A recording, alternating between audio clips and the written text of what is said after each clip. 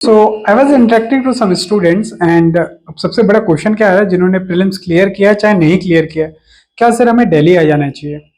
तो first of all यार मैं बात करूंगा उनसे जिन्होंने प्रीलिम्स क्लियर किया है। देखो यार, दिल्ली आने के सबसे बड़े फायदे क्या होते हैं? You can interact with your mentors teachers officially, physically. ठीक है, फॉर एग्जाम्पल अगर मैं ऑनलाइन क्लास ले रहा हूँ और मैं 7 बजे मीटिंग एंड कर देता हूँ या क्लास एंड कर देता हूँ, तो you gas can not stop me. But offline में क्या होता है, सर 5 मिनट रुक जाइए, सर ये बताइए ना। तो जनरली मैंने क्या देखा है, 6:30 की क्लास 7 बजे 7:30 बजे तक चली जाती है। That is the reality. ठीक है, नाउ एक फायदा हो गया। सेकंड, यूपीएससी का जो एग्जाम है वो आपके घर के माहौल में तो होना नहीं है, वो एक स्कूल के माहौल में होना है या इंस्टीट्यूट के माहौल में होना है। तो that feeling can be there while writing your test. ठीक है, सेकंड अच्छा चीज हुआ। थर्ड, काफी कुछ हमारा ऑनलाइन होता जा रहा है, तो ऑब्वियसली ऑफलाइन में आंखों को थोड़ा सा आराम मिलता है। तो ये तो दिल्ली आने के फायदे हुए। बट जब मैं ओआरएन के स्टूडेंट से मिलता हूँ तो जनरली मेरे को सबसे बड़ा इशू क्या होता है, मैं सबसे पहले क्या पूछता हूँ, तबीयत ठीक है आपकी? और उसका रीजन क्या है? यार बाहर का खाना, जो खाना हमारी मम्मी हमारी बहनें या हमारे पापा भी बना के दे देंगे, घर का खाना बेसिकली, वो दिल्ली में तो नहीं मिलेगा।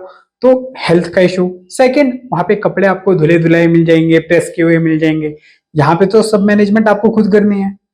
तो कॉस्ट भी है तो बेनिफिट भी है, बेनिफिट है तो कॉस्ट भी है। That is the reality. तो आप अपनी कॉलिंग के हिसाब से लीजिए रिजल्ट। ठीक है, कि वेदर, हाँ कोई लोग कहते हैं कि सर मैं तो बाहर का खाना बचपन से खा रहा हूँ, मैं हॉस्टल में रहा हूँ, मैं कॉलेज टाइम से बाहर हूँ, मैं स्कूल टाइम से बाहर हूँ। तो that is a different ball game, आपको डिसाइड करना पड़ेगा।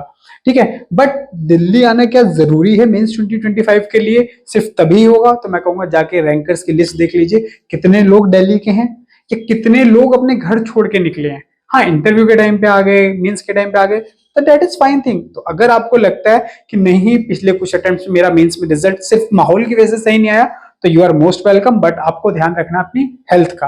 अब आते हैं सेकेंड कैटेगरी की तरफ, जिनका प्रीलिम्स क्लियर नहीं हुआ।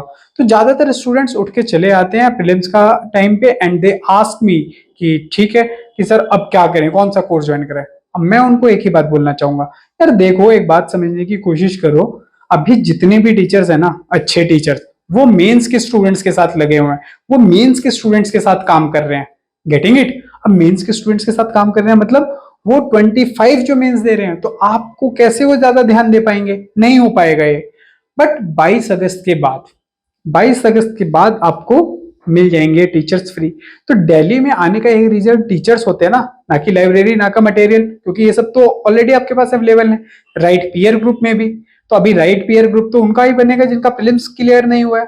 जो मेंस बार बार दे रहे हैं या जो इंटरव्यू दे रहे हैं, जो सिलेक्टेड कैंडिडेट्स हैं, वो तो आप लोगों से 22 अगस्त के बाद ही बात करेंगे। तो अभी क्यों आप परेशान हो रहे हो दिल्ली आने के लिए?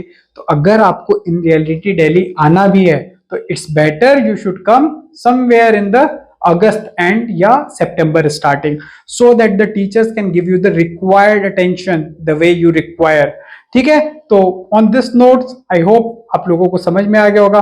बट हाँ, 26 वालों के लिए एक बात जरूर बोलूंगा, जब तक दिल्ली नहीं आ रहे, मेक श्योर अपना ऑप्शनल एस्से पे फोकस करिए या एथिक्स पे फोकस करिए, क्योंकि जब दिल्ली है तो it should be all about the writing. So if you are in Delhi, it should be about the writing, it should be about the interacting with the teachers and faculty. I hope it helps. चलो bye bye, take care, all the best.